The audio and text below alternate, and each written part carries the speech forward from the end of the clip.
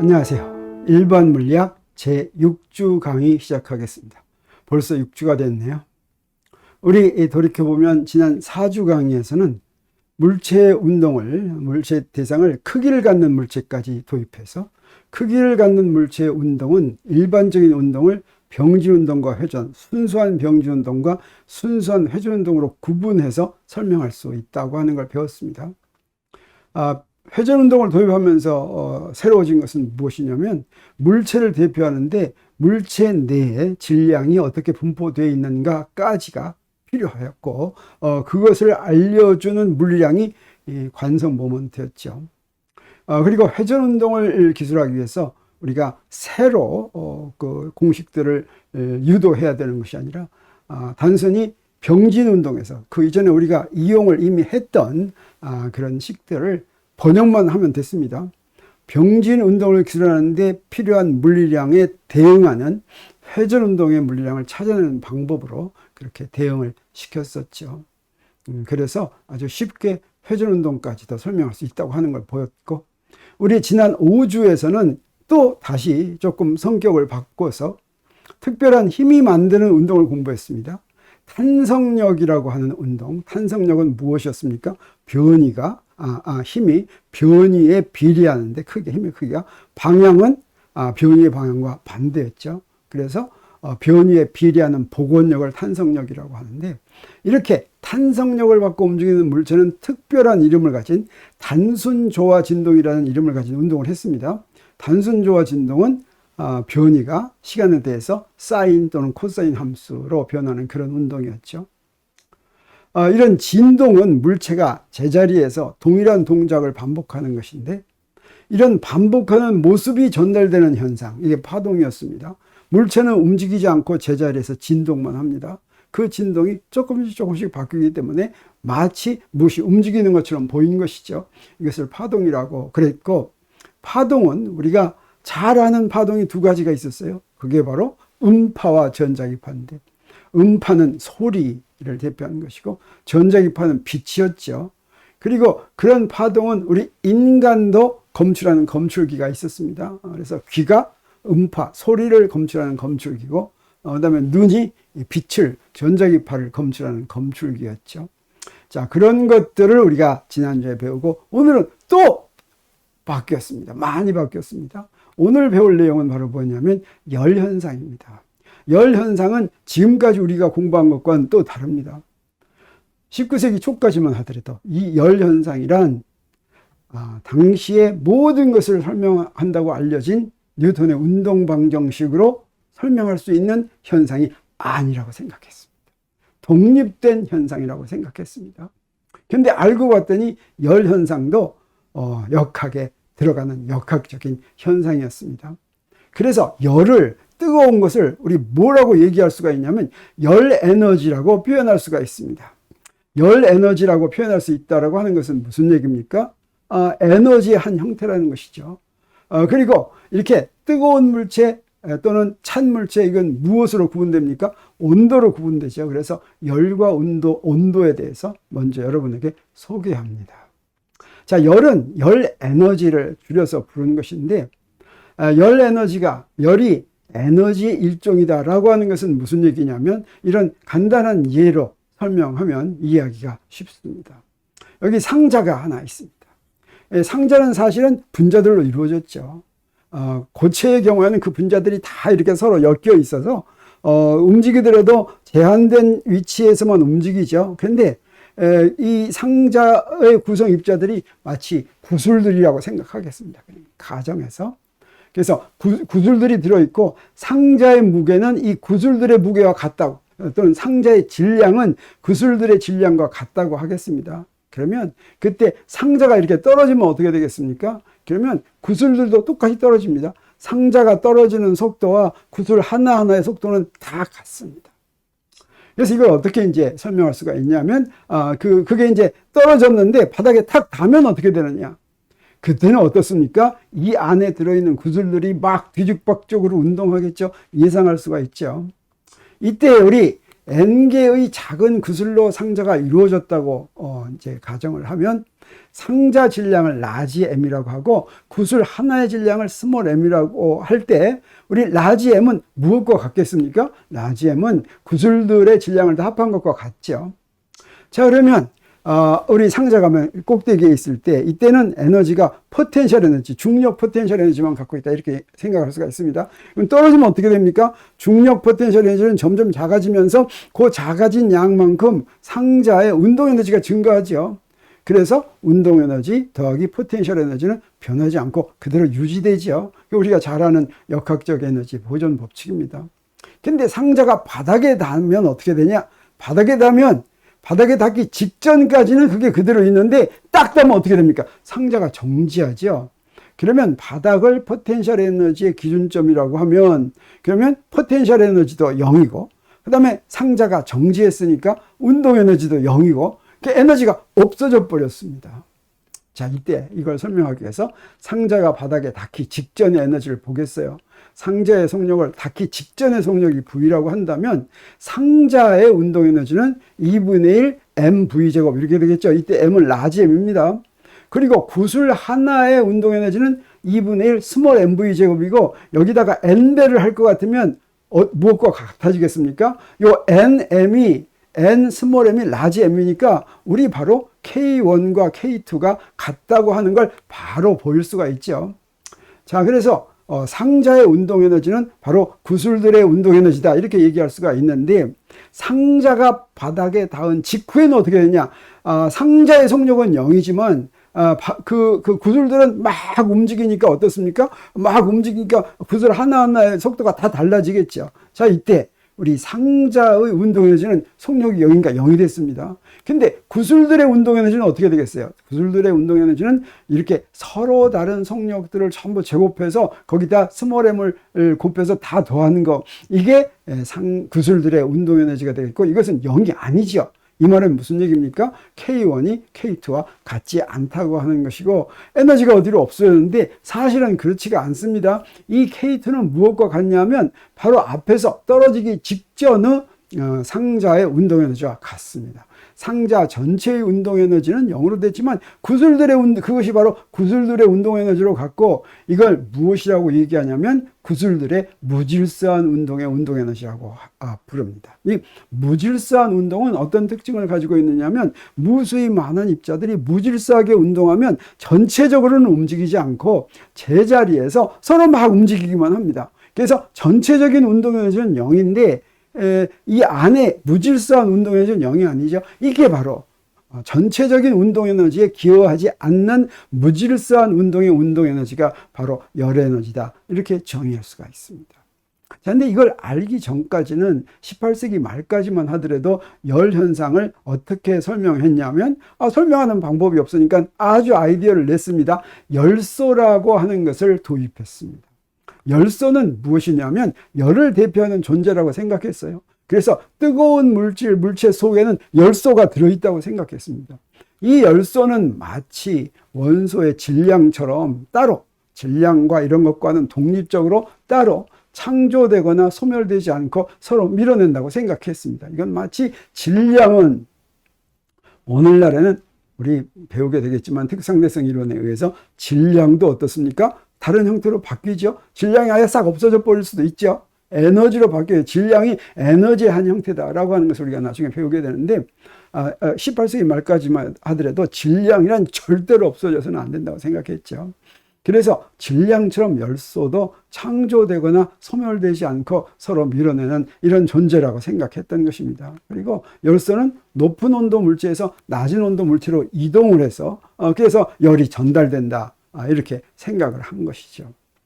이것이 나름대로 일부 현상에 대해서는 잘 설명을 했습니다. 그래서 당시에는 18세기 말까지만 하더라도 굉장히 유명한 학자들도 이런 열소 이론을 갖다가 찬성하고 주장하지 않을 수가 없었습니다. 그래서 유명한 근대 화학을 만든 라부아지에라든가 또는 카르노 엔진으로 유명한 카르노 이런 사람들도 모두 다 열소 이론에 열렬한 옹호자였다고 하는 것이 알려져 있죠.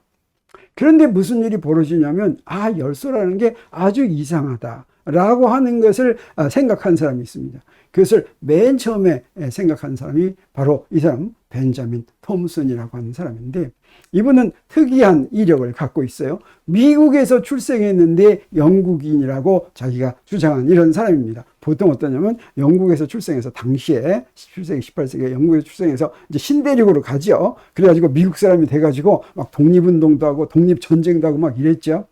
그런데 이 벤자민 톰슨은 미국에서 출생했지만 자기의 뿌리는 영국이다. 이래서 미국 독립전쟁에서 영국군으로 전투에 참여합니다. 그래서 영국에서는 이 사람한테 그 자기도 내려서 이 사람이 무엇으로 불리냐면 럼포드 백작이라고 하는 이름으로 불리죠. 그리고 재주가 굉장히 많아서 유럽에서 여러 나라에서 여러 가지 활동, 군사적인 활동도 하고 또 물리학자로 이름을 날렸습니다.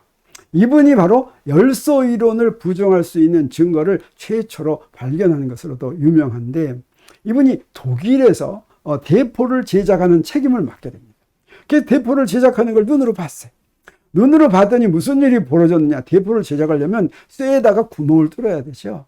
이렇게 구멍을 뚫었더니 처음에는 차디찬 쇠가 구멍을 뚫으면 뚫을수록 점점 뜨거워지는 것입니다. 그래서 물을 부어서 식히죠. 근데 또 돌리면 뚫으면 또 뜨거워지는 거예요. 만약에 열소가 원래부터 쇠 속에 들어있다고 하면 돌려서 뚫으면 뚫을수록 열소가 어떻게 돼야 되겠습니까? 줄어들어야 되겠죠. 근데 그렇지 않고 뚫으면 뚫을수록 열이 점점 뜨거워지는 현상으로부터 절대로 쇠 속에 열소가 있는 것이 아니라 이 쇠를 뚫을 때 그때 기계적인 작용이 열로 변환하는 것이다 라고 이제 생각을 한 것입니다. 그래서 이 실험으로 열소 이론을 정면으로 반박하고 기계적인 일이 열로 변한다라고 하는 아이디어를 냈는데, 이런 것들을 지지하고 이것을 실제로 실험으로 확인한 사람이 이제 나타나게 됩니다. 그 이제 유명한 사람이 누구냐면 제임스 줄이라고 하는 영국 학자.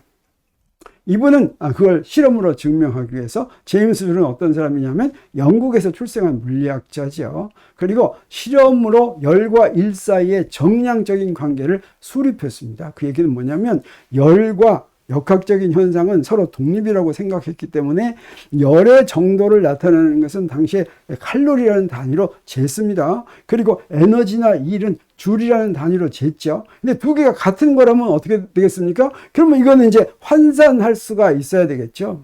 우리 서양에서는 길이를 미터로 재고 동양에서는 자로 쟀다고 한다면 그 자나 미터나 똑같은 것이니까 둘을 환산할 수 있어야 되겠죠. 그 환산하는 기초를 실험으로 알아낸 것입니다.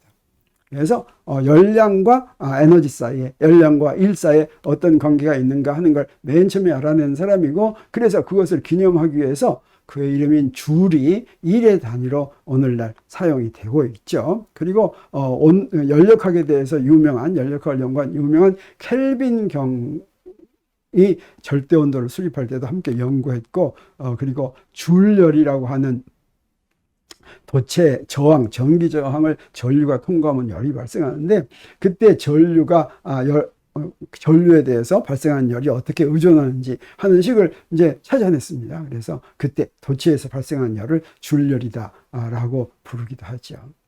이래서 이 줄이 수행한 실험이 어떤 거냐면, 물속에 이것처럼 바람개비를 집어넣고 거기에다가 줄을 연결해서 여기에 이런 무거운 추를 달아서 추를 밑으로 내립니다. 그럼 추를 밑으로 내리면 추가 밑으로 내려오면서 소비한 포텐셜 에너지가 얼마인지 알 수가 있죠. 이 포텐셜 에너지에 의해서 저 바람개비가 돌면 어떻게 하냐면 물의 온도가 올라갑니다. 그래서 물의 온도가 얼마 올라갔는지 알고 물의 양을 알면 그때 온도를 올리게 한 열량이 얼마인지를 측정할 수가 있는데, 그렇게 측정해 가지고 열의 일당량, 다시 말하면 1칼로리가 몇 줄에 해당하는지 하는 것을 실험으로 측정했고, 오늘날 이제 아주 그 정밀한 측정에 의해서 오늘날 알려진 열의 일당량은 얼마냐면 1칼로리가 4.184 줄이다라고 하는 것이 알려져 있죠. 그래서 열 에너지는 어떤 물체가 가지고 있는 모든 그 내부 구성 입자들이 무질서한 운동하는 전체 열 에너지를 대표하는 거다라고 하는 걸 알 수가 있는데, 우리 뜨겁고 차고 하는 것은 우리가 온도로 표시하죠. 그러면 열 에너지와 온도는 어떻게 차이가 있을까 궁금하죠. 자, 그걸 한번 보겠습니다. 열 에너지는 이렇게 구성 입자들이 사실은 기체뿐 아니라 액체나 고체도 뜨겁다라고 하는 것은 열 에너지를 가지고 있다고 하는 것은 그것을 구성하는 분자들이 무질서하게 움직인다고 하는 것입니다. 그래서 고체하고 액체하고 기체하고 다른 점은 뭐냐면, 기체는 분자 하나가 전부 다 하나하나가 전부 분리돼서 마음대로 아무렇게나 움직일 수가 있다고 한다면, 액체의 경우에는 그런 분자들 중에서 상당수가 서로 연결되어서 마음대로 움직일 수가 없는 경우입니다. 그런데 고체는 모든 분자들이 서로 연결되어서 마음대로 움직일 수는 없지만 자신의 평형 위치에서 무질서하게 움직이는 것, 이게 바로 고체가 온도를 갖는 이유가 되겠습니다. 그래서 고체도 뜨거운 건 그 안에 있는 분자들이 무질서하게 움직이기 때문이다 라고 할 수가 있겠고, 그런 움직이는 운동 에너지를 다 합한 거, 이게 바로 열 에너지다 라고 얘기할 수가 있겠습니다. 그때 그 열 에너지는 그 열량을 칼로리로 표시한 열량을 에너지로 표시할 때 우리 어떻게 대표할 수가 있냐면, W는 JQ 이렇게 쓰고, 이 J가 아까 얘기한 4.184 줄 퍼 칼로리에 해당하는 거죠. 그걸 뭐라고 부르냐면 열의 일당량이라고 부르고, 칼로리를 줄로 바꿔주는 환산인자인데, 온도란 그러면 무엇이냐? 온도는 어떤 것이냐면 개 구성 입자 하나당 평균 운동 에너지에 비례하는 그런 양이다라고 볼 수가 있습니다. 그래서 열 에너지는 물체가 크면 클수록 더 많이 갖고 있겠죠. 우리 물 한 그릇에 담겨 있는 열 에너지하고 물 두 그릇에 담겨 있는 열 에너지는, 두 그릇에 담아 있으면 온도가 똑같으면 두 개는 열 에너지는 두 배가 되겠죠. 근데 온도는 변하지 않죠.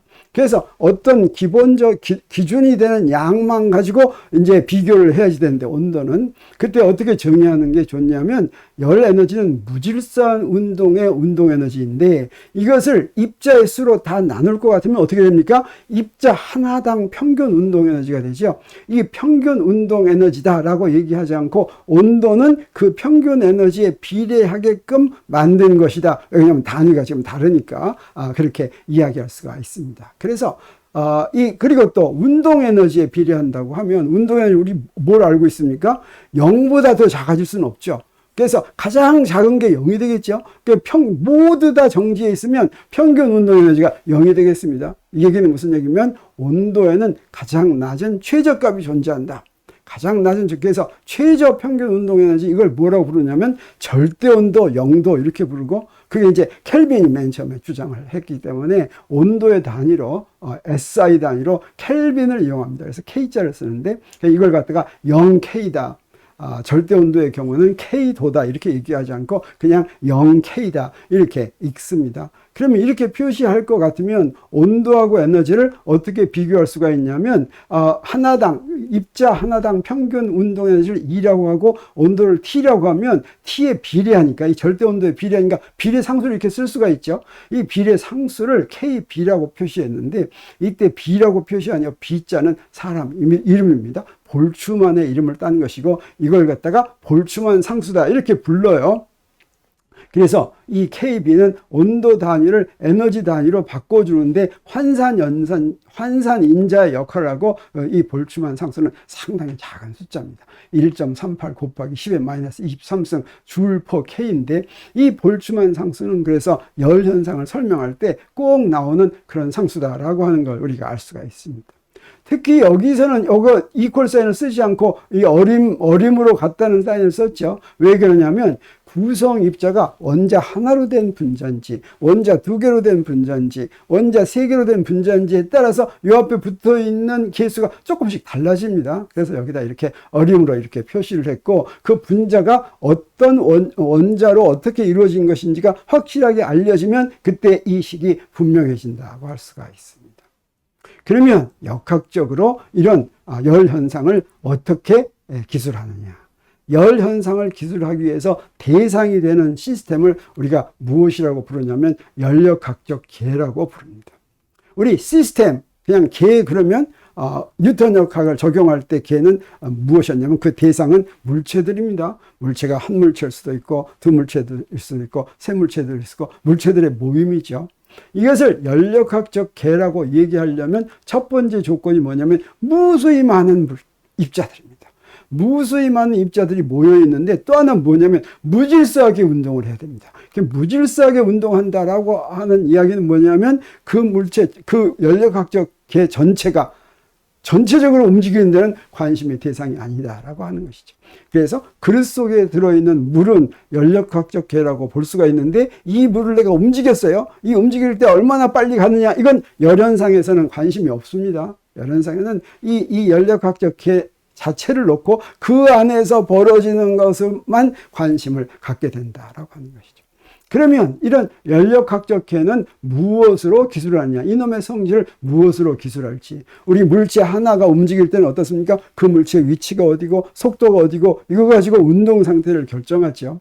이 연력학적 개에서는 무수히 많은 물체들의 움직임은 무엇을 가지고 이 상태를 규정할까? 그 상태를 규정하는 변수를 상태 변수라고 하는데, 연력학적 개의 상태 변수라고 하는데 세 가지가 있습니다. 온도, 압력, 부피, 이 세 가지로 연력학적 개를 기술한다. 이 연력학적 개가 어떤 상태에 있는지는 이 세 가지로 결정이 된다고 하는 것입니다. 그리고 또 하나 먼저 알고 시작해야 될 게 뭐냐면 열적 평형인데, 열적 평형이란 뭐냐면 우리 평형 상태가 있으면 뭐가 안 변하는 거죠. 우리 열적 현상은, 열 현상은 뭐라고 그랬습니까? 구성 입자들이 무질서하게 움직이는 거라고 그랬죠. 그래서 구성 입자들이 무질서하게 움직여서 만약에 두 개의 연력학적 개를 접촉시켰을 때 막 무질서하게 움직이는데 한쪽에서 구성 입자들이 다른 쪽으로 움직여 들어가면, 이동을 하면 그건 열적 평형이 이루어져 있지 않습니다. 그런데 열적 평형은 우리가 말로 할 것 같으면 어떻게 얘기할 수가 있냐면 열 에너지의 알짜 이동이 없는 상태다. 가지고 있는 열 에너지가 두 시스템의 두 연력학적 개의 열 에너지가 똑같다. 그 얘기는 무슨 얘기냐면 구성 입자들이 무질서하게 이동하는데 이때 서로 왔다 갔다 했을 때 왔다 갔다 하는 게 알짜로는 없다라고 하는 거죠. 가기는 가는데 일로 지나가고 일로 지나가는데 일로 지나간 만큼 평균하면 일로 지나간 거하고 같아서 알짜로 서로 이동한 게 없다고 하는 것인데, 그러면 이것을 간단히 알려면 무엇으로 알 수 있을까? 그건 구성 입자 하나의 평균 운동 에너지가 같으면 그러면 알짜 이동이 없다고 할 수 있는데, 구성 입자 하나의 평균 운동 에너지는 바로 무엇을 재는 바로 표준입니까? 그게 바로 온도를 재는 것이죠. 그래서 두 시스템을 접촉해 놨을 때 온도가 같으면 두 시스템은 서로 열적 평형에 이루어져 있다. 그리고 그 이야기는 무슨 이야기나 마찬가지냐면 구성 입자 하나당 평균 열 에너지가 같다. 평균 운동, 무질서한 운동의 운동 에너지가 같다. 이렇게도 얘기할 수 있는 것이죠. 자, 그러면 여기 어떤 물체가 있거나 물질이 있을 때 그놈의 열적 성질은 그놈의 질량이나 또는 부피나 또는 온도나 이런 것으로 표현할 수가 있는데, 어떤 물체가 열적으로 어떤 특별한 성질을 가지고 있느냐라고 표시하는 거가 무엇이냐면 열용량과 비열이 있습니다. 이 열용량과 비열은 비슷한 성질인데 앞에서 열용량은 물체마다 달라지는 양입니다.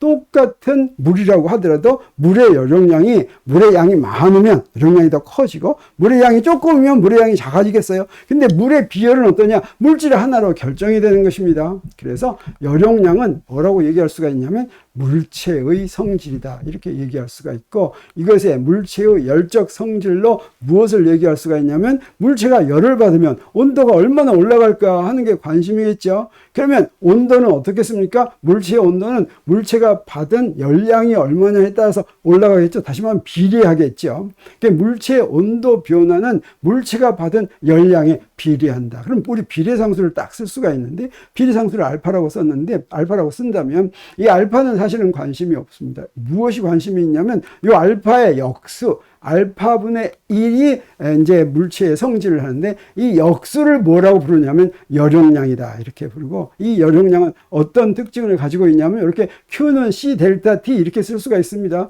그래서 만약에 열용량이 크다면, 이게 크면 물체가 조그만 열량을 받더라도 온도 변화가 많이 일어나는 거죠. 열용량이 작다면 열량을 많이 주더라도 온도 변화가 잘 안 변하는 것입니다. 그러면 나무하고 쇠하고는 만약에 그거의 크기가 같다면, 열용량이 또는 질량이 같다면 열용량이 나무가 더 크겠습니까? 구리가 더 크겠습니까? 온도 높이는 게 나무가 훨씬 더 어렵겠죠. 그래서 열용량은 나무가 더 크다. 이렇게 이야기할 수가 있습니다. 자, 그래서 물체의 열용량을 우리가 계산할 때 우리 델타 T만큼 올리는데 Q만큼 열량이 필요하다면 열용량을 어떻게 계산했냐면 아까 그 정의에 의할 것 같으면 Q를 델타 T로 나누면 그러면 열용량을 구한다고 볼 수가 있겠고, 그러면 이 열용량의 단위는 어떻게 써야 될지 이 식으로 바로 알 수가 있겠죠. 열량의 단위를 우리 온도의 단위로 나누면 되겠습니다. 그러면 열량의 단위는 무엇입니까? 열량의 단위는 칼로리로 쓸 수도 있는데 칼로리의 열량하고 에너지하고 같은 거라고 그랬으니까 SI 단위로 하려면, 국제 단위로 하려면 무엇을 써야 되겠습니까? 줄을 써야 되겠죠. 근데 칼로리를 그냥 써도 되겠죠. 그래서 열용량의 단위로는 많이 쓰일 수가 있습니다. 줄 per K, 이건 SI 단위가 되겠고, 줄 per 도, 이건 K나 도나 섭씨나 이게 간격이 같기 때문에 두 개가 같은 단위다, 이렇게 이야기할 수 있습니다. 그리고 칼로리 per K 이렇게 쓸 수도 있겠고, 칼로리 per 도 이렇게 쓸 수도 있겠죠. 자, 이런 식으로 열량 또는 에너지 나누기 온도가 바로 열용량의 단위다, 이렇게 이야기할 수가 있는데, 그러면 물질의 성질은, 이건 아까 뭐라고 그랬습니까? 물은 얼마 이런 거, 이게 비열이라고 그랬죠. 그래서 물질의 열적 성질은 비열로 표시할 수가 있는데, 이건 어떻게 하면 비열로 표시할 수가 있냐면, 질량이 M인 어떤 물질이 질량이 M인 물체가 있으면 그 물체의 열용량이 C라고 한다면 이것을 M으로 나누면 단위 질량당 열용량이 되겠죠. 단위 질량당 열용량은 어떤 물질인지 그 물질이 정해지면 정해집니다. 그래서 여기에 새로 된 물질이 있다 그러면 이 새로 된 이 물체를 만드는 물질의 열용량을 구하려면, 물질의 비열을 구하려면 그 열용량을 그 질량으로 나누면 되겠습니다. 그래서 열용량은 질량에 비례하니까 이 비례상수로 C를 딱 쓰면 이게 이제 비열인데, 이렇게 표시를 할 수가 있겠습니다. 이걸 비례상수를 비열이라고 우리가 부르고, 이 비열은 물질의 성질임을 우리가 알 수 있습니다. 이 물질의 성질인 비열은 스페시픽 히트라고 부르는데, 이건 어떻게 구하냐면 질량이 M인 물체의 온도를 델타 T만큼 올리는데 열량 Q가 필요하면 어떻게 구하면 되겠습니까? 먼저 열용량을 구하면 되죠. 열용량을 구해서 그걸 무엇으로 나눈다고 그랬습니까? 질량으로 나눈다고 그랬죠. 열용량은 Q 나누기 델타 T였고 그것을 질량으로 나눈 게 비열이었습니다. 그러니까 열용량 나누기 질량 이렇게 하는 게 되겠고, 그러면 비열의 단위는 뭐가 되겠습니까? 비열의 단위는 요 식 가지고 바로 알 수가 있겠죠. 그래서 열량의 단위를 질량의 단위로 나누고 온도의 단위로 나누면 되겠어요. 그래서 줄 per 킬로그램 K, 이게 바로 비열의 SI 단위가 되는데, 비열의 단위로 종래 오래전부터 우리가 써온 것은 이 단위를 주로 쓰지 않고 무엇을 주로 쓰냐면 이 칼로리 per 그램 섭씨, 이거를 주로 씁니다. 이게 우리가 잘 쓰는 것이고, 이걸 잘 쓰는 걸로 우리가 뭘 알 수가 있냐면, 여기 물이 있죠. 여러 가지 물질의 비열을 볼 것 같으면 물질마다 공기의 비열은 0.24, 단위는 칼로리 per 그램 C였습니다. 그때 20도씨의 물은 비열이 딱 1입니다. 물의 비열이 1이다. 이건 아주 기억하기가 좋죠. 그리고 어떻습니까? 금이나 은 이런 것들은 열량을 조금 가하더라도 바로 온도가 올라가죠. 그러니까 비열이 굉장히 작다고 하는 걸 알 수가 있겠습니다. 그래서 금이나 은에 비해서 나무의 비열은 10배나 더 크다고 하는 걸 우리가 알 수가 있죠. 대신에 다이아몬드는 나무보다는 비열이 훨씬 작구나 하는 것을 우리 알겠습니다. 근데 비열은 아까 열용량을 질량으로 나눴다고 했는데, 화학에서는 어떤 것도 많이 쓰냐면 질량의 기준으로 또는 그 물질의 기준으로 질량을 쓰기보다 몰을 더 많이 씁니다.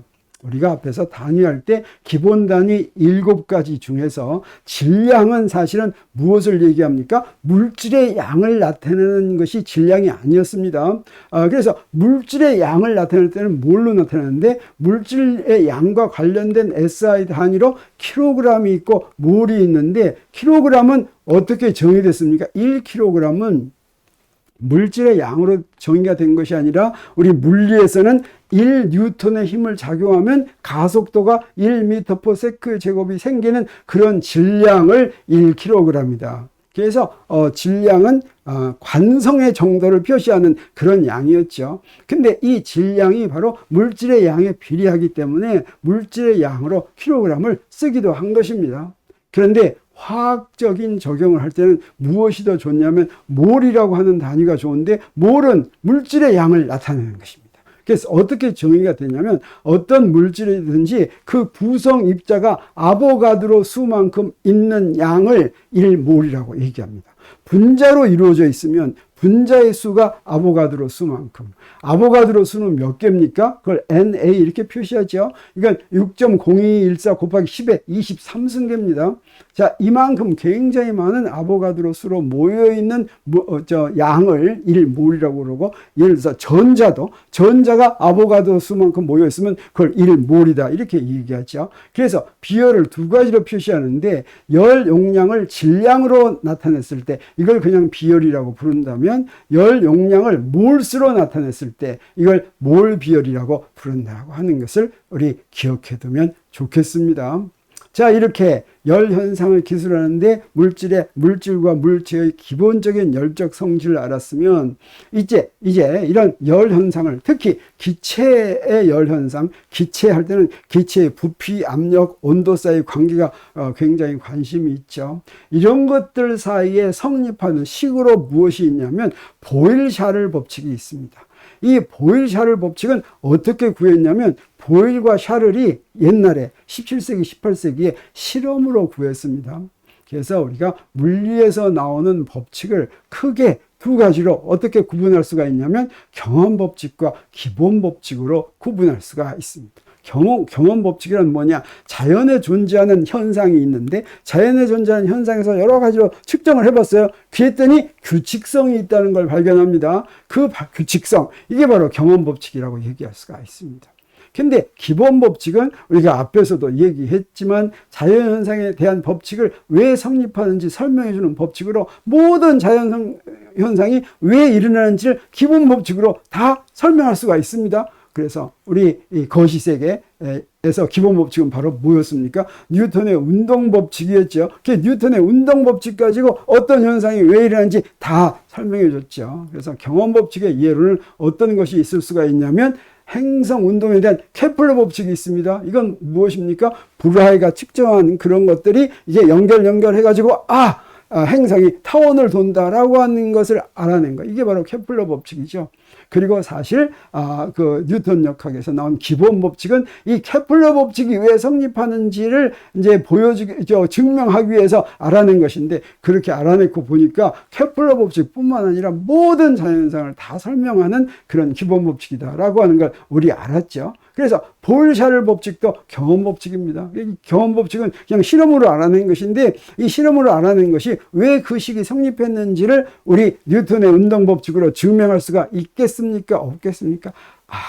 이거 무질서한 연력학의 경우에는 입자들이 너무 많으니까 이건 할 수가 없어요. 이렇게 얘기할지도 모르지만 그렇지가 않습니다. 굉장히 많으면 뉴턴의 운동법칙을 적용하고 무엇을 이용하면 되냐면 통계를 이용하면 됩니다. 그래서 우리가 뉴턴의 운동법칙, 그리고 미시세계, 원자 내부 세계에 대해서는 기본법칙이 뭐냐면 슈레딩거 방정식입니다. 그래서 원자 내부 세계에 일어나는 모든 것은 슈레딩거 방정식으로 다 설명할 수가 있죠.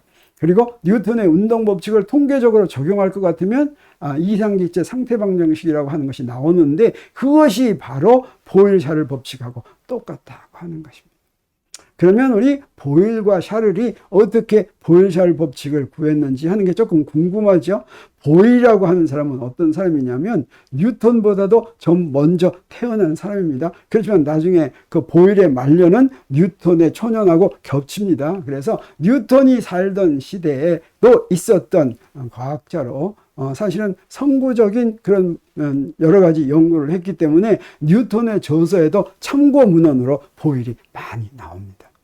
근데 그때는 어땠습니까? 뉴턴 시대는 뉴턴도 그랬지만 연금술을 믿는 시대였죠. 연금술이라는 건 사실은 지금 우리가 알고 있는 모든 화학 반응에 대한 것을 연금술로 다 설명하는 그런 시대였습니다. 그런데 그때 연금술을 믿는 시대에 살았지만 최초의 현대적 화학자로 현대화학의 기초를 닦은 사람이다. 이렇게 알려져 있고, 보일 법칙은 실험으로 알아내는데 그 보일 법칙은 언제 발표했냐면 1662년에 논문으로 발표했다고 하는 게 알려져 있죠. 그리고 이 보일이 연구할 때 옆에서 조수로 있던 사람이 누구냐면 바로 후크였습니다. 그래서 후크가 뉴턴과 동시대 사람으로 뉴턴하고 항상 말다툼을 했었죠. 뉴턴이 한 걸 자기가 먼저 했다고 막 이런 우기는 사람이었는데 바로 이 후크가 보일의 조수였다고 하는 것이죠. 자, 그러면 보일 법칙은 어떻게 표현되냐면, 보일 법칙의 가정이 뭡니까? 우리 이 연력학적 개의 상태 변수는 세 가지가라고 그랬죠. 이 세 가지가 한꺼번에 변하면 복잡하니까 하나를 상수로 잡습니다. 그때 무엇을 상수로 했냐면, 온도가 일정하면 나머지 부피, 압력과 부피는 서로 반비례한다라고 하는 걸 실험으로 밝힌 것입니다. 이때 유리관에다가 공기를 담았습니다. 그리고 수은을 이렇게 담으면 어때요? 이렇게 가열할 것 같으면 수은이 막 위로 올라가면서 공기의 부피가 늘어납니다. 이런 유리관을 이용했는데, 지금 여기서는 간단히 이런 모양으로 설명하겠어요. 요 밑에 알코올 램프가 하나 있다라고 하는 것은 지금 온도를 일정하게 유지한다, 이런 뜻이 되겠습니다. 위에 지금 피스톤이 있어요. 피스톤에 지금 이렇게 피스톤이 하나만 있으면 압력이 요만큼이다. 그리고 부피가 요만큼이다 라고 한다면, 이때 압력하고 부피를 곱했더니 C가 나왔다고 하겠어요. 자, 이번에 온도는 그대로 유지하면서 피스톤을 2개를 올려놨어요. 그랬더니 부피가 압력이 어떻게 됩니까? 2배가 된 거죠. 압력이 2배가 됐더니 부피가 어떻게 돼요? 2분의 1로 줄어들었다고 하는 것이죠. 그래서 2배의 압력에다가 2분의 1의 부피를 곱했더니 어땠습니까? 아까 하고 2개 곱한 값은 똑같죠. 이번에는 피스톤을 3개를 올려놨습니다. 그러면 4개를 올려놨어요. 그러면 어떻게 되겠어요? 압력이 4배가 됐죠. 근데 부피는 지금 보니까 어떻게 됐어요? 4분의 1이 됐죠. 자, 이런 식으로 실험을 했습니다. 그랬더니 이 2개 곱한 것은 일정하게 유지된다. 이것이 바로 보일의 법칙입니다. 그러면 샤를은 어떠냐? 샤를은 보일보다 한참 뒤의 사람입니다. 그래서 샤를은 거의 19세기까지도 사는 사람인데 아주 재미있는 다재다능한 사람이었어요. 프랑스 사람입니다. 프랑스의 물리학자, 수학자, 발명가인데, 이분은 또 무엇으로 널리 알려져 있냐면 1783년에 최초로 파리에서 베르사유 궁전 앞에서 수소로 가득 채운 풍선을 타고 수십 킬로미터를 날아가 가지고 베르사유 궁전 앞에서 딱 선 걸로 당시에 굉장히 많은 사람들이 와가지고 이거를 참관하면서 그런 것으로 유명한 사람이었는데, 이분도 역시 실험으로 샤를 법칙을 이제 만들어 놨어요. 근데 자기가 직접 발표하지는 않았습니다. 이분이 언제 실험했냐면 1787년경 기체의 부피와 온도는 어떤 관계인가, 이건 압력을 일정하게 유지한 겁니다. 어떤 관계인가 하는 법칙을 알아내는데, 이게 어떻게 해서 알려지게 됐냐면 이것과 비슷한 실험을 하던 프랑스의 게이 리삭이라는 사람이 1802년에 자기 결과를 발표하면서 이 압력과 부피 사이의 관계는 온도와 부피 사이의 관계는 샤를이 했다라고 하는 걸 그 자기의 논문에다 썼습니다. 그래서 샤를이 그걸 했구나 하는 게 알려졌습니다. 아까와 비슷하게 샤를 법칙을 설명한다면, 샤를 법칙은 무엇을 일정하게 유지하냐면 압력을 일정하게 유지합니다. 그러면 부피와 온도는 비례하는데, 이때 온도는 절대 온도에 대해서 아직 모르고 있었던 때지만 절대 온도에 비례한다는 의미입니다. 그 절대 온도가 아니면 어때요? 거기에 무슨 절편을 붙여야 되겠죠. 근데 지금 보면 이제 절대 온도에 비례한다는 것인데, 이걸 이렇게 그림으로 그릴 것 같으면 여기 피스톤이 있습니다. 여기에 압력을 일정하게 유지했으니까 여기에는 피스톤 앞에 있는 추는 하나로 딱 고정을 하겠어요. 근데 여기에 알코올 램프가 하나일 때가 온도가 T라고 하면 그때 부피를 T로 나눈 게 C라고 하겠습니다. 그래서 알코올 램프를 2개를 갖고 오면 온도가 2배가 됐다는 거예요. 그러면 어떻게 하냐? 추는 그대로 하나가 있는데 부피가 2배가 됐습니다. 그래서 2개를 부피를 온도로 나눴더니 어떻습니까? 여전히 C가 되죠. 이번에 알코올 램프를 3개로 합니다. 그러면 어떻게 돼요? 압력은 일정한데 부피가 3배로 됐죠. 자, 그랬더니 2개의 P는 역시 일정하다고 하는 것을 알 수가 있죠.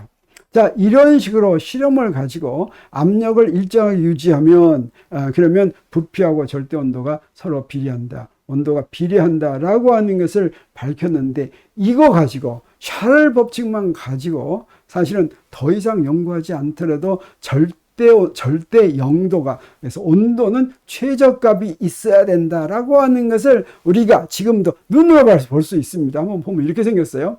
자, 샤를 법칙을 이제 그립니다. 샤를 법칙은 어떤 거였습니까? 압력이 일정하게 유지되면 기체의 부피는 절대 온도에 비례한다는 거였죠. 그래서 여기다 그래프를 그려보겠어요. 가로축은 온도입니다. 이건 이제 섭씨로 이제 그리겠어요. 여기 섭씨 0도라고 하겠습니다. 그리고 세로축은 부피라고 하겠어요. 그래가지고 어떤 물질의 온도를 점점 내리겠어요. 점점 내리면 비례니까 선이 되죠. 근데 이렇게 온도를 내리면 어떤 물질이든지 어느 정도 온도가 되면 이제 어떻게 됩니까? 액체로 바뀌어버리죠. 그럼 어떻게 돼요? 기체의 부피는 없어지는 것이죠. 근데 헬륨의 당시에 샤를 시대 때는 이런 실험은 못했겠지만 지금 보면 헬륨의 경우에는 거의 절대 영도가 다 될 때까지 액체로 변하지가 않습니다. 그래서 여기까지 끝까지 이렇게 갈 수가 있겠어요.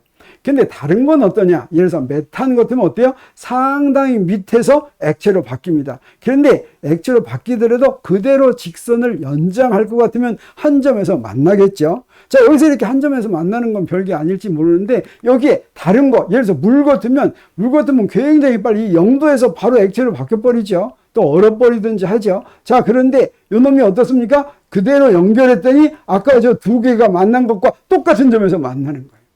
그리고 또 다른 거, 뭐 아산화 질소 같은 거, 이것도 이렇게 할 것 같으면 저 한 점에서 전부 다 만난다라고 하는 것입니다. 바로 이게 바로 뭐가 되는 온도냐면, 만약에 액체로 바뀌지 않는다면 부피가 0이 되는 온도죠. 그리고 온도가 내려가면 부피가 줄어드는데, 부피가 0도 된 다음에도 더 내려갈 수가 있겠습니까? 없겠습니까? 없겠죠. 그래서 여기에 온도라고 하는 것은 한선이 있다, 최저 온도가 있다라고 하는 것을 이 샤를 법칙이 이렇게 알려준다고 하는 것을 우리 알겠습니다.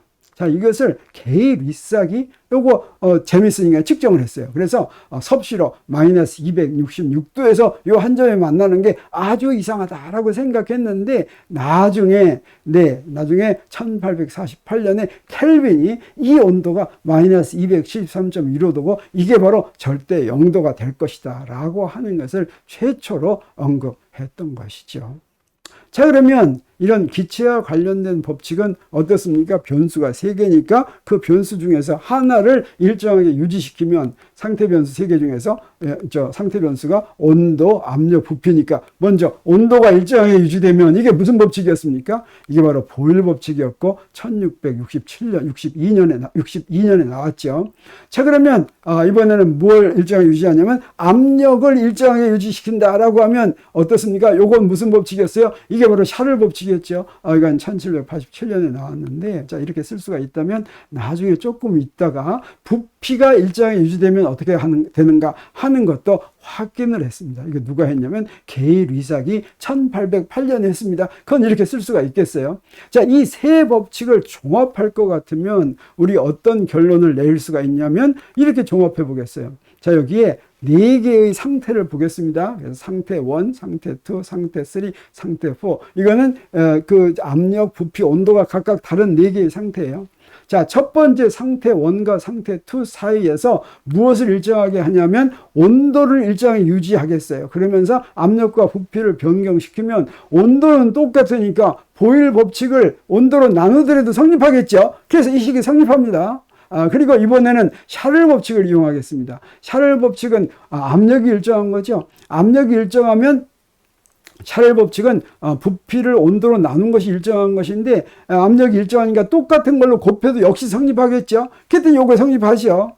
그 다음에 이제 게이 리삭 법칙을 보겠습니다. 게이 리삭 법칙은 부피가 일정한 경우죠. 부피가 일정한 경우에 압력을 온도로 나눈 것이 일정한데 부피도 일정하니까 그냥 부피 곱해도 성립하죠. 봤더니 어떻습니까? 세 경우가 다 똑같이 PV 나누기 T는 다 똑같다라고 하는 걸 알 수가 있겠죠. 이걸 뭐라고 부르냐면 보일-샤를의 법칙이다, 이렇게 부르는데, 아까도 얘기했지만 이건 지금 실험으로 이렇게 17세기와 18세기에 알아냈습니다. 이것을 어떻게도 알아낼 수 있다는 얘기입니까? 이거를 이론으로도 알아낼 수 있다고 하는 것이죠. 그것을 무엇이라고 부르냐면 이상기체의 상태 방정식이다, 이렇게 부릅니다.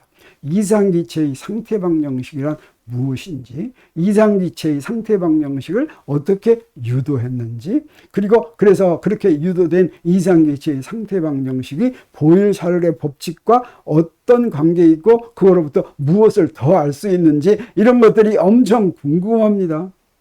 자, 어떤 물질이 분자로 이루어져 있다라고 하는 것은, 또 분자가 실제로 존재한다, 분자의 존재를 눈으로 본 것은 극히 최근입니다. 옛날에 18세기까지만 하더라도, 또 19세기 초까지만 하더라도 분자라고 하는 건, 당시에 분자는 이제 원자를 의미했습니다. 원자라고 불렀습니다. 최근에 와서 물질의 성질을 가지고 있는 것은 원자들이 결합해서 분자로 만들어진다라고 하는 걸 알았죠. 그래서 지금 이때 얘기하는 분자는 원자나 마찬가지인데, 당시에 원자란 존재하더라도 확인할 수 없는 존재다. 그래서 원자가 있는지 없는지 인간은 알 수가 없을 것이다. 이렇게 믿고 있던 시기에 일부 학자들이 물질이 원자 또는 분자로 이루어졌다고 생각하고, 바로 이 연력학적 방법을 이용해서 무수히 많은 구성입자들의 무질서한 운동이라는 방법을 이용을 해가지고 열현상을 전부 다 설명해 냈습니다. 그랬더니 어떠냐면, 모든 열 현상에 대한 모든 법칙들, 모든 결과들이 전부 그걸로 설명이 가능했던 것이죠. 이걸 뭐라고 부르냐면 18세기의 기체 분자 운동론이라고 부릅니다. 그래서 이때 이제 보일샤르 법칙에서 이런 압력이 있을 때 도대체 기체의 압력은 무엇 때문에 생겼을까 하는 게 궁금한데, 이 기체 분자 운동론을 생각한 사람들은 이건 그 기체의 압력은 이렇게 무질서하게 운동하는 기체 분자들이 벽면을 때리면 어떻습니까? 때리면 힘이 작용하겠죠. 그 힘이 뭐를 주겠습니까? 그 어떤 면에 작용하는 힘을 그 면의 넓이로 나눈 것이 바로 압력이죠. 그래서 무질서하게 움직이는 기체 분자들이 벽면을 때린 것이 바로 압력의 원인이다. 압력을 만든다. 이렇게 설명했는데, 놀라운 것은 이때 아직 기체 분자의 존재를 확인하기 전이다라고 하는 거죠. 기체 분자의 존재는 언제 최초로 확인을 하게 되냐면 1905년 아인슈타인의 논문에서 확인됩니다. 아인슈타인이 특상대성 이론으로 굉장히 유명하죠. 이때 특상대성 이론 논문을 발표하면서 3개 논문을 동시에 발표하는데, 그 3 논문 중에 하나가 특상대성 이론, 또 하나가 광전 효과였습니다. 이 광전 효과 논문으로 이제 나중에 노벨 물리학상을 아인슈타인이 받죠. 그리고 3번째가 바로 브라운 운동을 설명하는 것인데, 브라운 운동이라고 하는 건, 브라운 운동은 뭐냐면 그 꽃가루들이 가라앉지 않고 위에 떠서 움직이는 거, 이게 바로 브라운 운동입니다. 모든 중력을 받는 것들은 어떻습니까? 중력을 받아서 아래로 내려앉죠. 그래서 우리 흙탕물이 있으면 시간 좀 둘 것 같으면 그 흙탕물에 그 흙 입자들이 밑으로 내려앉아가지고 물이 깨끗해지죠. 근데 당시에 꽃가루는 또는 굉장히 작은 입자들은 절대로 가라앉지 않는데, 왜 가라앉지 않는지 하는 게 굉장히 궁금했던 것입니다. 이 가라앉지 않는 것이 아인슈타인은 어떻게 설명하냐면, 물 분자들이 무질서하게 운동해서 요놈들하고 충돌해가지고 물 분자들이 충돌해서 요게 가라앉지 않는다. 그래서 브라운 운동이 바로 분자가 존재하는 직접적인 원인이라고 설명한 논문이 바로 3번째 논문이었던 것이죠. 자, 그러면 바로 이런 거 가지고 기체 분자들이 무질서하게 운동하는 압력에 의해서 기체 압력이 생긴다라고 하는 것을 한번 뉴턴의 운동 법칙 가지고, 운동 법칙을 적용해서 한번 알아내 보겠습니다. 그렇게 알아내려면 어떻게 해야 되겠습니까? 무수히 많으니까 그 중에 먼저 하나를 딱 구해야 되겠죠. 하나 구한 다음에 평균하면 되겠습니다. 이렇게 기준계를 만듭니다. 그리고 문제를 간단하게 만들기 위해서 여기다가 한 변의 길이가 L인 정육면체를 그리겠습니다. 그리고 정육면체 중에서 면 하나만 보겠어요. 어떤 면을 보냐면 YZ 평면과 평행한 면, 요 오른쪽에 있는 면 하나만 보겠어요. 그래가지고 입자 하나가 일로 가면서 부딪힌다고 생각하겠습니다. 그러면 부딪히면 어떻게 되냐? 질량이 M인 구성 입자가 여기 탁 부딪혔습니다. 요 면에 부딪혔어요. 그러면 이때 이놈이 힘 받으면, 이놈이 부딪히면 어떻습니까? 벽면이 입자한테 힘 작용하겠죠. 그 힘에 의해서 이게 이제 속도를 바꾸면 이때 생기는 가속도에 의해서 가속도에다가 질량 곱하면 그게 바로 힘이 되죠. 자, 그걸 계산하기 위해서 어떻게 계산하냐면 가정을 합니다. 여기에 있는 이 분자는 벽면하고 탄성 충돌을 한다, 이렇게 가정합니다. 그래서 계산이 다 간단해지죠. 실제로도 탄성 충돌하지는 않겠지만 아무튼 그렇게 가정을 합니다. 자, 그러면 분자와 면 사이에 탄성 충돌한다고 하는 것은 마찰력은 작용하지 않는다고 하는 얘기고, 그러면 충돌 후에 분자 속도를 아주 쉽게 구할 수가 있는데, 이때 마찰력을 작용하지 않는다라고 하는 뜻이 뭐냐면, 우리 저기 수직항력 할 때 이거 우리 한번 얘기했었어요. 이렇게 물체가 면에 탁 부딪히는데, 그때 이 공이 면을 딱 부딪히는 힘이 여기에 있는 빨간 선, 여기 힘을 가리켰습니다. 이 선처럼 비스듬하다면 이것의 반작용은 뭐가 되겠습니까? 공이 마루를 때리는 힘의 반작용은 요것과 크기는 같고 방향이 반대가 되겠죠. 그래서 그게 바로 마루가 공을 때리는 힘이고, 그 힘은 이렇게 그릴 수가 있는데, 이 힘은 두 개로 분해할 수가 있습니다. 하나는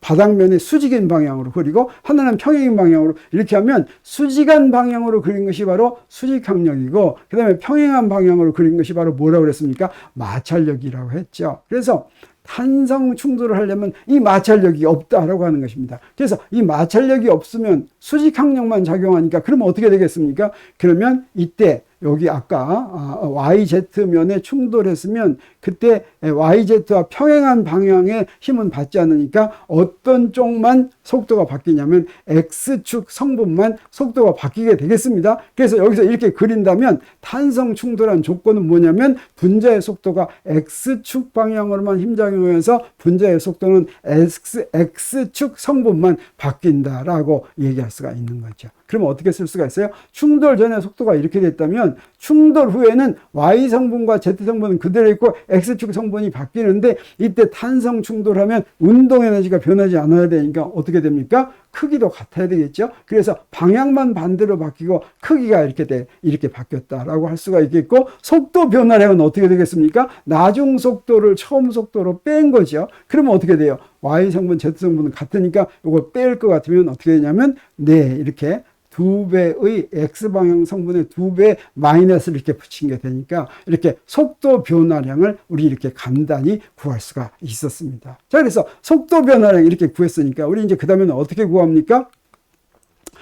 속도 성분 이렇게 구했으니까 이제 Vx인데, 우리 이제 시간을 구해야지 가속도를 구하겠죠. 시간 구하려면 한 번 충돌하고 그 다음 충돌할 때 시간 간격을 이 시간으로 나눠야 되겠어요. 그래서 속도 변화량이란 한 번 충돌하고 그 다음 충돌하면서 한 번씩 속도 변화량이 생기는 거죠. 그냥 속도 충돌 간격은 얼마 만에 한 번씩 나오냐면 왕복 운동 한 거 만에 나오죠. 그래서 충돌과 충돌 사이에 분자가 진행할 X축 방향 거리는 뭐냐면 X축 방향으로 왕복했으니까 2L이 됩니다. 그때 이 속도로 나누면 Vx로 나누면 그게 바로 뭐예요? 델타 T가 되는 거죠. 그래서 델타 T는 Vx분의 2L이 되니까 우리 가속도를 바로 이제 구할 수가 있겠습니다. 속도 변화량 구했고, 그 다음에 시간 간격 구했습니다. 그래서 이렇게 됐을 때 YZ면이 면에 충돌한 분자 하나에 작용한 힘은 어떻게 되겠습니까? 속도를 이쪽 방향으로 바꾸게 만들었으니까 이런 방향으로 작용하게 되겠죠. 이걸 분자 하나에 면이 작용한 힘이다 라고 할 수가 있겠고, 그건 어떻게 쓸 수가 있어요? M 곱하기 델타 T분의 델타 V라고 쓸 수가 있고, 여기에 구한 걸 여기다 대입합니다. 대입하면 어떻게 돼요? 이렇게 되죠. 그래서 이거 정리하면 어떻게 되냐면, 자, 이런 식으로 됩니다. 그래서 분자 하나가 벽면에서 받은 힘이 이제 아까 그렇게 됐는데, 분자 하나의 속도는 이렇게 되고, 그 다음에 이제 어떻게 되냐? 이 평균을 구해야 될 텐데, 아까 뭐가 있었습니까? Vx 제곱의 평균이 있어야 되겠죠. 근데 이 Vx 제곱의 평균을 구하기 위해서 한 성분의 평균을 구하는 건 어려우니까 우리 분자 하나의 속도를 보면 분자 하나의 속도의 제곱은 어떻게 됩니까? V제곱은 Vx 제곱 더하기 Vy 제곱 더하기 Vz 제곱 이렇게 되는데, 이걸 평균을 구하겠어요? 그래서 속력의 평균을 구하면 이 속력, 전체 속력의 평균은 X성분 제곱의 평균 더하기 Y성분 제곱의 평균 더하기 Z성분 제곱의 평균 이렇게 되는데, 우리 무질서한 운동이라면 X방향 성분이나 Y방향 성분이나 Z방향 성분이나 제곱해서 평균한 것은, 만약에 제곱하지 않고 평균하면 뭐가 되겠어요? 0 되겠죠. 제곱해서 평균한 건 다 같다라고 하는 거 우리가 알 수가 있겠습니다.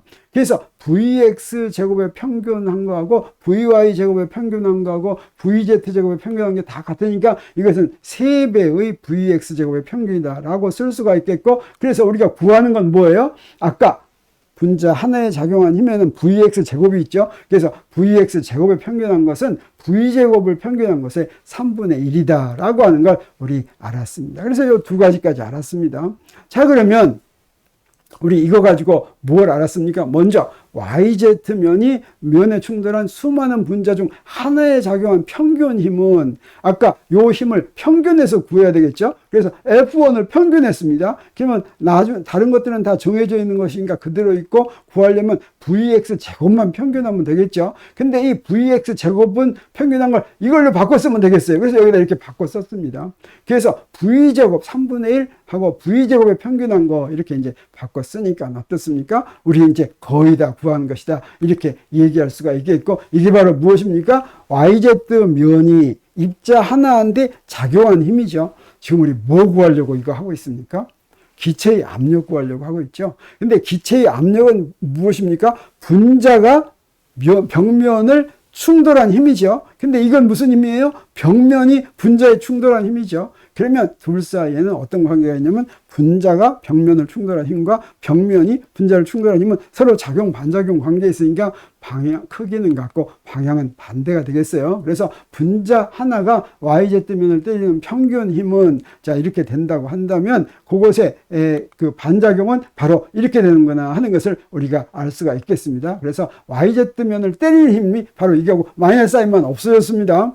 그러면 거기 상자 안에는 n개가 있으니까 하나의 평균이 이렇다면 그 입자들 전체가 때리는 힘은 평균 힘을 어떻게 하면 되겠어요? 거기다 그냥 라지 n으로 곱하기만 하면 되죠. 그래서 전체 힘은 어떻게 되느냐? F1' 이게 분자 하나가 벽면을 때리는 힘이었어요. 요것을 갖다가 n배 한 거면 되니까 우리 n배 한 걸 이렇게 딱 구하면 되겠어요.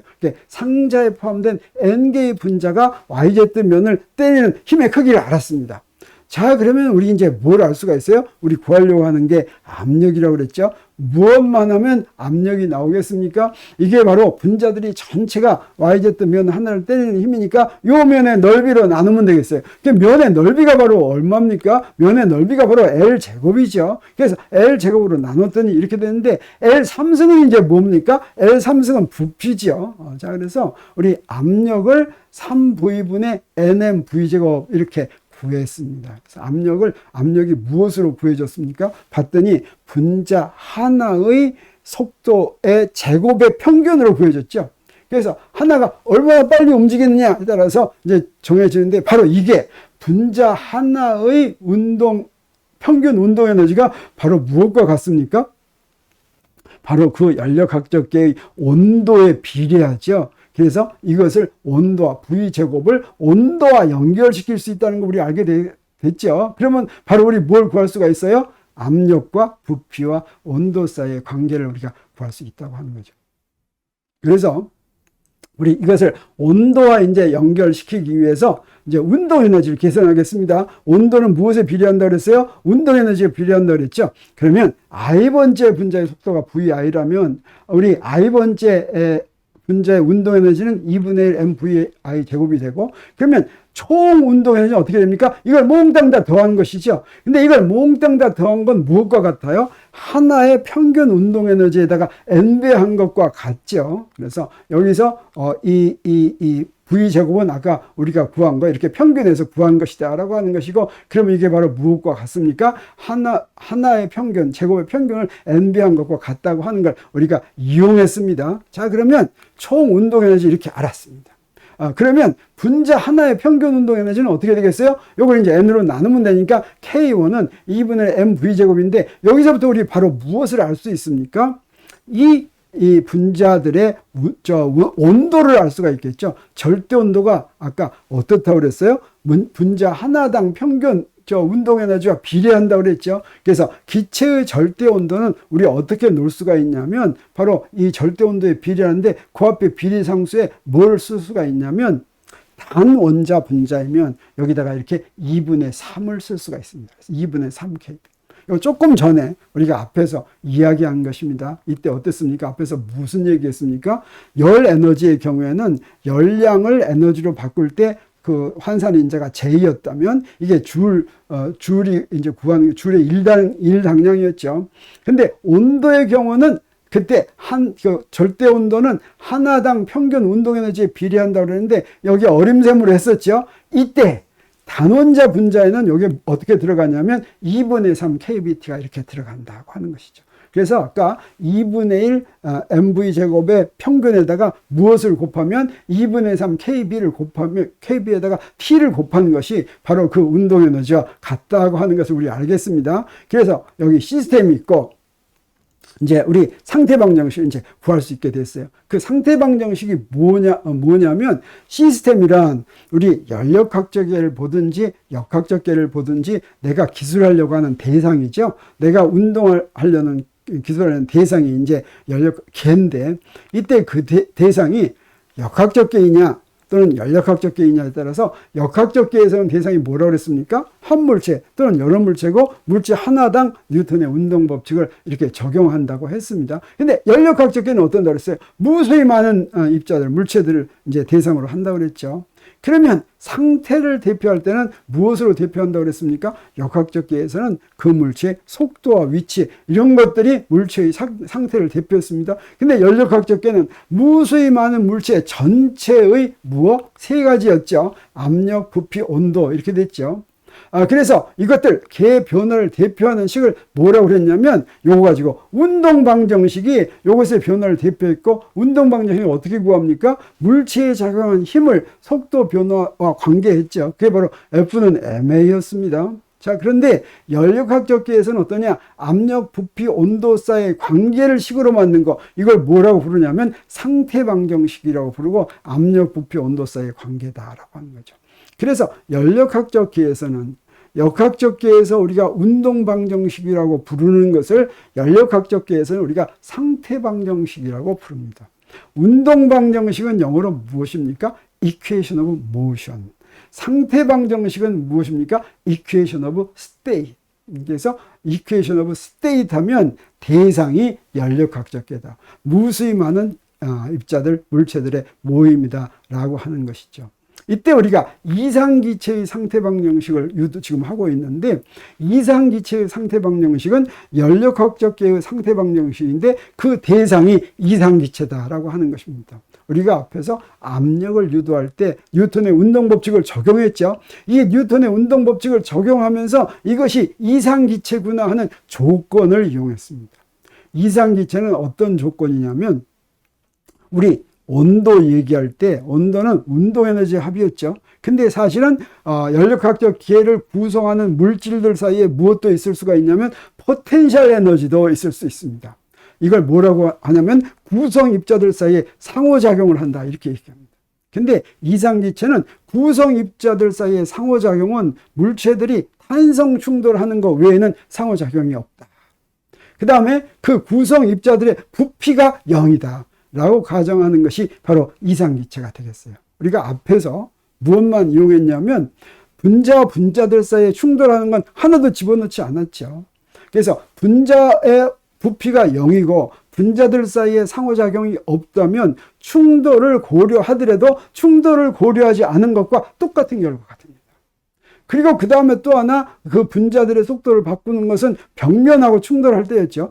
벽면하고 충돌하는 것도 탄성 충돌이라고 했죠. 이것이 바로 이상기체의 조건이 되겠습니다. 그래서 우리가 이상기체에 적용했기 때문에 이때 우리가 구한 상태방정식을 무엇이라고 하냐면 이상기체 상태방정식이다 이렇게 얘기하고 우리가 지금까지 알아놓은 게 뭐였습니까? 지금까지 알아놓은 게 기체의 압력 구해놨습니다. 기체의 압력을 무엇으로 구했어요? 봤더니 구성입자 하나당 속도의 제곱의 평균값으로 구했죠.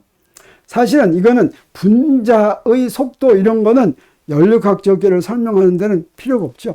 연력학적계를 설명하려면 전체의 압력, 전체의 부피, 전체의 온도 그렇죠. 구성입자 하나의 속력 이런 건 필요가 없죠. 이건 여기서 빼야지 되죠. 근데 다행스럽게 압력을 V제곱으로 표시했으면 온도도 또 어떻습니까? V제곱으로 표시되죠. 그래서 이 두 개에서 우리 뭘 할 수가 있다는 거예요? 이 온도의 제곱의 평균을 이제 상쇄시켜서 소거시킬 수가 있는 거 우리가 아니까 그 작업을 하겠습니다. 요 둘을 갖다 연결시켜서 V제곱을 없애겠어요. 어떻게 하면 됩니까? 뭐 쉽죠. P는 3V분의 NMV 제곱이라면 요 놈으로 만들기 위해서 우리 어떻게 만듭니까? 여기다가 3분의 2를 곱하고 2분의 1을 곱하면 3분의 2하고 2분의 1 하면 2분의 1 MV 제곱이 되는데 이 2분의 1 MV 제곱 대신에 뭘 쓰면 돼요? 2분의 3 KBT 이렇게 쓰면 되죠. 그래서 계산했더니 뭐가 됩니까? 네, V분의 NKBT 이렇게 되는데 이게 바로 뭐가 됐어요? PV는 NKBT 이렇게 됐죠. 이걸 우리가 뭐라고 부르냐면 이상기체의 상태방정식이다 이렇게 부릅니다. 이 이상기체의 상태방정식은 보일샬 법칙하고 좀 비슷합니까? 어떻습니까? 똑같습니다. 그래서 이거 한번 비교해 보겠어요. 보일샬 법칙과 이상기체의 상태방정식, 보일샬 법칙을 다시 씁니다.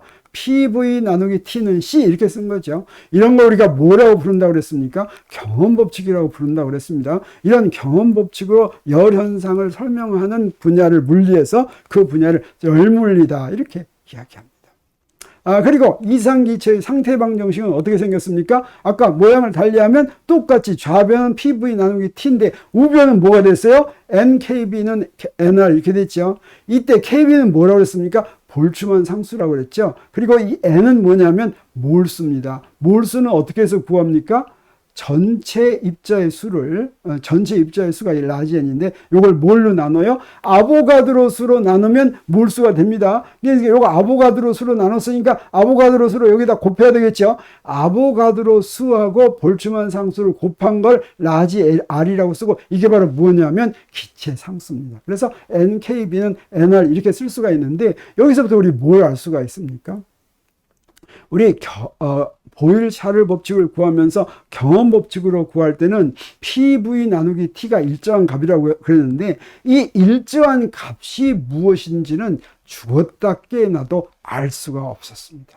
경험 법칙으로는 실험 가지고는 이게 무엇을 의미하는지 절대로 알 수가 없었어요. 근데 알고 봤더니 어떻게 됩니까? 그게 바로 볼츠만 상수에다 뭘 곱한 거예요? 그 상자 속에 들어있는 입자들의 수를 곱한 거다 하는 것이죠. 그리고 실험으로 직접 해봤더니 이거하고 똑같이 같다라고 하는 거죠. 이건 우리가 무엇으로 구했습니까? 무수히 많은 입자들 하나하나한테 뭘 적용했어요? 뉴턴의 운동법칙을 적용했죠. 다시 말하면 기본법칙을 적용해서 이걸 구했다고 하는 것입니다. 그래서 보일샤르의 법칙을 뉴턴의 운동법칙으로 설명하니까 우리가 무엇까지 알 수가 있어요? 그 상수, 죽어도 실험으로는 알 수 없는 상수가 무엇인 것까지 다 알 수가 있고 이걸 우리가 뭐라고 그러냐면 통계역학이다 이렇게 이야기하는데 오늘날 열현상을 다루는 교과서는 그래서 이 두 부분이 다 들어있어요. 그래서 열통계 이렇게 얘기합니다. 앞부분은 열물리가 들어있고 뒷부분은 통계역학이 있으면서 둘 사이에 똑같은 현상을 두 가지 방법으로 하면 어떤 거든지 다 똑같이 설명이 된다라고 하는 것을 우리 알 수가 있습니다. 자, 이렇게 해서 이상기체의 상태방정식까지 우리 공부했습니다. 자, 그런데 우리 물리를 설명할 때는, 자연현상을 설명할 때는 기본법칙 하나면 된다라고 했죠. 근데 그게 바로 뭐였습니까? 뉴턴의 운동법칙이었습니다. 그리고 우리가 앞에서 배웠습니다. 뉴턴의 운동법칙하고 1 에너지 정리가 같은 거라고 그랬습니까? 틀린 거라고 그랬습니까? 똑같은 거라고 그랬죠. 그리고 또 역학적 에너지 보존법칙 2는 일정이라고 하는 게 같은 거라고 그랬습니까? 틀린 거라고 그랬습니까? 똑같은 거라고 그랬죠. 그래서 에너지 보존법칙이 바로 자연현상의 기본법칙이다. 에너지 보존법칙 하나만 있으면 기본법칙이라고 하는 뜻은 뭐냐면 모든 현상을 다 설명할 수 있다라고 하는 것입니다. 그런데 열현상을 설명하는 기본법칙을 뭐라고 부르냐면 연력학 법칙이라고 하는데 연력학 법칙에는 어떤 이름이 붙어 있냐면 연력학 제1법칙 이런 이름이 붙어 있어요. 연력학 제1법칙이라는 이름이 붙어 있다고 하는 것은 무엇을 우리한테 예상하게 만들어줍니까? 제2법칙도 있다는 얘기죠. 근데 연력학 제1법칙은 우리가 이제 설명하겠지만 무엇에 해당하냐면 연력학적 계에 적용한 에너지 보존 법칙입니다. 근데 우리 앞에서 역학적 시스템을 설명할 때는 에너지 보존 법칙 있으면 하나 가지고 다 설명한다 그랬죠. 근데 무수히 많은 입자들이 구성한 연력학적 시스템을 설명할 때는 에너지 보존 법칙 하나로 되지 않는다고 하는 것을 우리 이제 알게 되는데 그래서 연력학 제2법칙이 이제 나오고, 우리가 제2교시에 다음 시간에 우리 배울 예정입니다. 그래서 이 시간에는 연력학 제1법칙이 무엇인지만 간단하게 설명하겠어요. 자, 연력학적 계는 무수히 많은 입자들이 있다고 그랬죠. 이 무수히 많은 입자들의 에너지를 전부 다 합한 것을 내부 에너지라고 부릅니다. 이걸 총에너지라고 부르지 않고 내부 에너지라고 부르는 데는 이유가 있습니다. 연력학적 계는 무수히 많은 입자들의 모임인데, 이 내부 에너지는 뭐냐면 입자 하나하나의 운동 에너지와 포텐셜 에너지를 모두 더한 거, 이걸 총에너지를 내부 에너지라고 부르는데, 왜 내부 에너지라고 부르냐면 이놈의 내부 에너지는 절대로 알 수 있는 방법이 없습니다. 그래서 내부 에너지다 이렇게 부릅니다. 구하려고 하지도 않습니다. 열현상을 연구할 때 어떤 시스템이 있으면 그 내부 에너지 값을 알려고 시도하지 않는다라고 하는 것이죠. 그런데 예외가 있어요. 무엇이 예외가 있냐면 이상기체는 예입니다. 근데 이상기체는 진짜로 존재하는 겁니까? 존재하지 않는 겁니까? 존재하지 않죠. 우리가 앞에서 이상기체, 그 다음에 강체, 그 다음에 이상유체 뭐 이런 거 했었죠. 이건 존재하지 않지만 그렇게 가정하면, 이상기체라고 가정하면 계산이 엄청 쉬워집니다. 근데 결과는 어때요? 결과는 실제 기체하고 별로 차이가 나지 않는다고 하는 것이죠. 그러면 어떻습니까? 이상기체라고 가정하는 게 훨씬 좋겠죠. 자, 그래서 이렇게 이상기체 내부 에너지는 근데 우리가 알 수가 있는데, 어떻게 알 수가 있냐면 무엇만으로 정해지냐면 이렇게 절대 온도만으로 정해집니다. 이상기체의 내부 에너지는 2분의 3 NKBT. 이때 N을 하나 뺀 2분의 3 KBT가 바로 뭐였어요? 입자 하나의 평균 운동 에너지였죠. 거기다가 N을 곱한 게 이상기체의 총 에너지, 내부 에너지다라고 하는 것이죠. 어떻게 해서 그렇게 됐느냐? 그리고 이거는 이제 KBT는 NRT하고 같죠. 어떻게 해서 그렇게 됐냐면, 열 에너지라고 하는 것은 운동 에너지 합이라고 그랬죠. 근데 온도라고 하는 것은 열 에너지에 비례한다고 그랬죠. 다시 말하면 운동 에너지만 있는 겁니다. 근데 내부 에너지는 구성 입자의 운동 에너지와 포텐셜 에너지를 모두 합한 거라고 그랬죠. 근데 이상기체란 뭐냐면 포텐셜 에너지는 없다고 한 것입니다. 그러면 어떻게 되겠어요? 그래서 이상기체의 경우에는 포텐셜 에너지를 빼니까 나머지가 바로 뭐가 됩니까? 운동 에너지만 남았으니까 그게 바로 뭐가 됩니까? 총 에너지죠. 그래서 이상기체의 경우에는 절대 온도만 가지고 총 에너지가 얼마다, 내부 에너지가 얼마다 라고 하는 걸 우리 바로 알 수가 있다고 하는 것이죠. 그러면 연력학적 계에서는 아주 중요한 성질이 하나 있는데, 바로 연력학적 계가 외부와 상호작용하지 않으면 그 계의 내부 에너지는 일정하게 유지된다. 변하지 않는다는 것입니다. 이건 특별히 무슨 원리가 있는 것이 아니라 상호작용한다고 하는 얘기가 바로 무슨 얘기냐면 외부하고 에너지를 주고받는다는 게 상호작용하는 겁니다. 상호작용할 때는 뭘 주고받는 거예요? 주고받지 않고는 상호작용하지 않습니다. 무엇인가를 반드시 주고받죠. 그때 무엇이든지 주고받는 건 다 무엇으로 바꿀 수 있냐면 에너지로 표현할 수가 있습니다. 상호작용은 에너지 교환이다 이렇게 얘기할 수가 있는데, 에너지를 교환하지 않으면 내부 에너지는, 총 에너지는 변하지 않는다 이런 말이니까 자명하죠. 네, 이거 뭐 생각할 필요가 없죠. 여기 내 잔고가 있는데 입금하지 않고 출금도 하지 않으면 잔고는 그대로 있겠죠. 바로 그 얘기가 되겠습니다. 자, 그런데 또 여기에 아주 재미있는 성질이 또 하나 있습니다. 연력학적 계의 경우에는 상호작용하는 방법이 딱 두 가지밖에 없어요. 다시 말하면 인출하고 입금하고 하는 방법이 딱 두 가지밖에 없다고 하는 거예요. 두 가지만 잘 살펴보고 있으면 에너지가 나가고 들어오는 걸 바로 알 수 있는데, 그 두 가지 방법이 바로 뭐냐면 열에 의한 방법과 일에 의한 방법입니다. 그래서 열을 받으면 어떻게 돼요? 내부 에너지가 올라갑니다. 일을 하면 어떻게 돼요? 내부 에너지가 내려가는 거예요. 그래서 받은 열이 얼마인지 또는 한 일이 얼마인지 알면 어떻게 되겠어요? 내부 에너지의 변화량을 알 수가 있겠죠. 그래서 연력학적 계의 내부 에너지의 값 자체는 알 수가 없지만 그 변화량은 쉽게 알 수 있다. 무엇만 알면? 그 열과 일만 알면 되겠죠. 근데 열에 의한 상호작용은, 열을 이동할 수 있는 방법은 우리 잘 아는 것처럼 세 가지밖에 없습니다. 그게 바로 뭐냐면 전도인데, 전도는 어떠냐? 한 연력학적 계를 다른 연력학적 계하고 접촉시킵니다. 그러면 에너지만 전달이 됩니다. 운동 에너지가 전달되는 거. 이게 바로 전도에 의한 것이고, 대류는 연력학적 계를 이루고 있는 구성 입자들 일부가 다른 연력학적 계로 옮겨가는 거예요.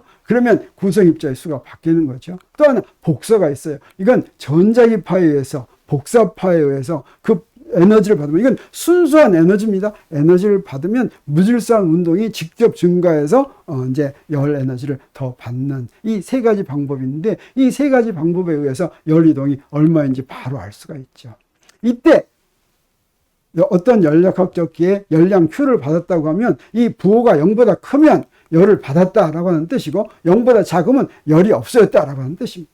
그래서 금방 이 부호를 할 것 같으면 내부 에너지가 증가했는지 감소했는지 알 수가 있습니다. 그리고 일은 어떻게 하는 것이냐? 여기에 부피가 이렇게 있는데 압력이 있죠. 압력을 가하면서 이동하면 힘 가하면서 움직인 거죠. 힘 가하면서 움직이면 일을 한 거죠. 이때 한 일을 어떻게 계산할 수가 있냐면 단면의 넓이가 S라고 한다면 압력 P가 넓이가 S인 면에 한 일은 힘은 PS죠. 여기다가 델타 X를 곱하면 뭐가 됩니까? 한 일이 되죠. 근데 여기 F에다 PS를 넣을 것 같으면 S 델타 X가 되는데 S 델타 X가 바로 뭡니까? 이게 부피 변화량이죠. 그래서 압력에다가 부피 변화량을 곱하면 이게 바로 한 일인데 한 일이 0보다 크면 다시 말하면 부피가 증가했으면 열역학적계가 외부에 일을 했고 그 다음에 그게 0보다 작으면 부피가 감소했으면 외부가 나한테 열을 이제 에너지를 준 것입니다. 그래서 우리 간단하게 열역학적계의 처음 상태가 이렇게 돼 있고 우리 다 알았습니다. 그리고 중간에 외부하고 상호작용해서 Q를 받고 한 일이 W고 이제 나중 상태가 이렇게 됐다면 에너지가 E에서 E'으로 바뀌었죠. 그랬을 때 내부 에너지 변화량은 바로 뭐가 되겠습니까? E' 빼기 E는 뭐가 같냐면 Q 빼기 W하고 같죠. 이게 바로 열역학 제1법칙입니다. 열역학 제1법칙은 단순하게 에너지 보존 법칙을 열역학적 기에 적용했다라고 하는 것인데 이걸 제1법칙이라고 얘기하는 것은 이것만 가지고는 안 된다라고 하는 것을 우리 이제 제2교시에 이제 공부하게 됩니다. 이거 굉장히 궁금하죠? 그래서 그것을 설명하는 법칙이 열역학 제2법칙이다라고 하는 것입니다. 제1교시는 이것으로 마치겠습니다. 여러분 수고했습니다.